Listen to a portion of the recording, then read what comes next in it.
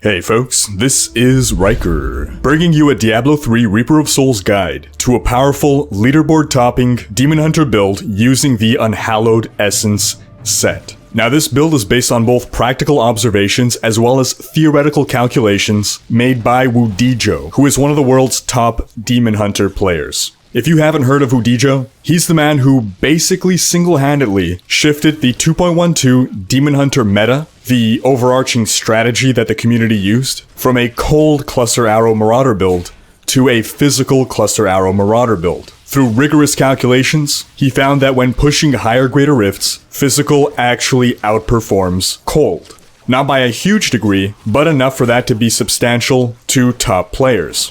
Now, Wudijo has run some new calculations on the new Unhallowed Essence set, and he's even made public his master spreadsheet that he uses to run all his math. So if you want to take a look at that behemoth and try to plug numbers in yourself, you can find a link to that in the description below. But what I'll present to you is the skinny on his observations and a build that you can put into effect immediately to start pushing greater rifts in the 50s. Now, the first thing that Wudijo found, and this should come as no surprise to anyone who's tried out the new set, is that Unhallowed Essence is strictly superior to Marauders, at least in terms of overall damage output, and consequently pushing the highest greater rifts. The revised Natalia set actually lands somewhere in the middle.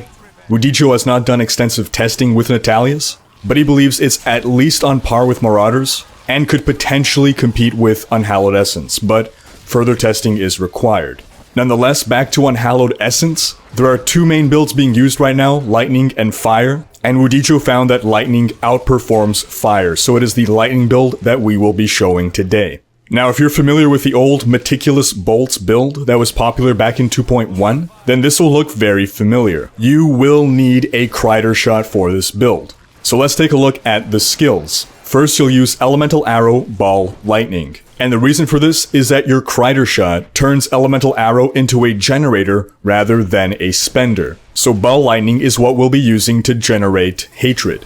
And the reason we select this rune is because we're also running with Meticulous Bolts. This slows down the Lightning Ball. And the slower the Lightning Ball travels through an enemy, the more times it ticks, the more times it strikes that enemy. So if it's traveling a third of the speed, it's striking 3 times as often, thus dealing 3 times as much damage.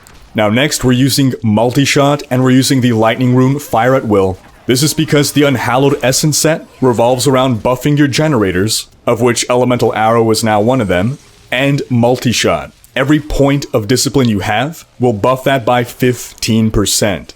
So for that reason, we want to maximize the amount of discipline we have. So we're taking Preparation Invigoration. That increases your max discipline by 15, which translates into 225% additional damage. Next skill, you're going to want Vault Tumble. Now, in the past, people would go with Smokescreen, but there's a number of problems with Smokescreen now. The first being that you can no longer perma Smokescreen. Blizzard changed the way the cooldown on it works, so you can't maintain that permanent invulnerability anymore. So apart from that, it costs more discipline than Tumble, and discipline translates into damage. And the amount of maneuverability that Vault gives you in the hands of a skilled player far outweighs the benefit of a tiny period of invulnerability. Now the next skill will depend on whether you're playing Season or non-Season. If you are playing non-Season and do not have access to the Iceblink legendary gem, you will need Sentry Polar Station. That's what will be proccing your Cull the Weak and Bane of the Trapped. If, however, you do have an Iceblink, you will instead take Caltrops Bait the Trap, and you're going to use this to grant yourself 10% increased critical hit chance. And lastly, you'll be taking Marked for Death Contagion. Yes, it's costing you discipline, but the fact that it spreads to other enemies means you won't have to be casting it all that often. Lastly, for your passives, you will want Cull the Weak, Steady Aim, Single Out, Awareness, and if you have a Hellfire Amulet, you'll also take Ambush. Now as for gear, you're going to want to have the full 6 pieces of Unhallowed Essence. And this is so that you don't have to use a Ring of Royal Grandeur, and could instead use Focus and Restraint, the Bastion of Will set, those 2 rings that have been proven to be far superior than any other ring setup. Between spamming Multishot and Elemental Arrow, you should always have up the 2 50% damage buffs. Now, of course, as we said, you need a Crider Shot and Meticulous Bolts.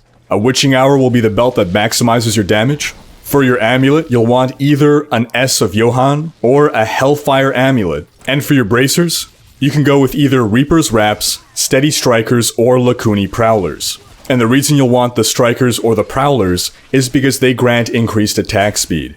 As for what stats you want on your gear, you want a spec to be a glass cannon. First off, stack plus max discipline wherever you can. Remember, every 1 point of discipline is 15% more damage that you're dealing. Apart from that, try to get resource cost reduction everywhere you can apart from jewelry. But prioritize increased attack speed over resource cost reduction. Unlike certain past Demon Hunter builds, faster attack speed does benefit this build, just not as much as critical hit chance and critical hit damage. Be sure to get area damage on your shoulders, multi-shot damage on your quiver, elite and area damage wherever you can, and for your amulet, you'll want lightning damage, critical hit damage, critical hit chance, and a socket. If you can't get that set up, prioritize lightning damage and critical hit damage. Those are stronger than dex or critical hit chance, in this slot specifically. One final note, you have no use for cooldown reduction in this build.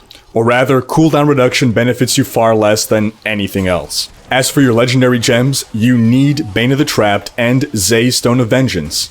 Zay's makes you deal more damage the further away you are from your enemies, and this combines well with the 4-piece set bonus that further encourages you to stay the hell away from enemies. You know, in case getting killed wasn't incentive enough. For your last gem, if you're playing solo, get the Iceblink if you're playing seasonal, or if you're playing non-seasonal and don't have access to Iceblink, get Taeguk. Or if you're playing in groups or going for Torment 6 speedruns, go with Bane of the Powerful.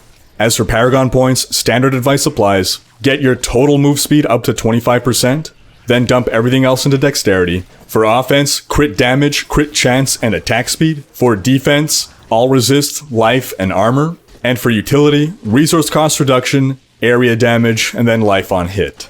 That wraps up this guide. Thanks for watching. If you want to see some top-level Demon Hunter play, be sure to check out Wudijo's Twitch stream. You can find a link to that in the description below. Check out these other videos, and if you enjoyed this one, share with friends, leave a comment, hit like, and subscribe to join Rhykker's Raiders.